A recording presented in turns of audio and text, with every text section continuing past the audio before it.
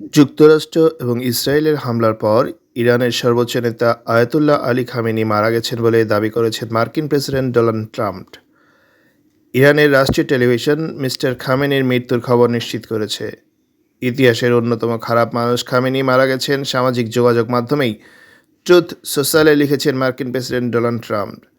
এর আগে যুক্তরাষ্ট্র ইসরায়েলের হামলার পর ইরানের সর্বোচ্চ নেতা আয়াতুল্লাহ আলী খামেনি যে আর নেই তার লক্ষণ ক্রমশ বাড়ছে বলে দাবি করেছিলেন ইসরায়েলের প্রধানমন্ত্রী বেঞ্জামিন নেতানিয়াহু।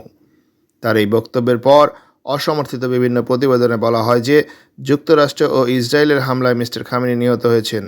একজন ঊর্ধ্বতন ইসরায়েলি কর্মকর্তার বরাত দিয়ে বার্তা সংস্থা রয়টার্স জানায়, আয়াতুল্লাহ আলী খামেনি মৃতদেহ খুঁজে পাওয়া গেছে।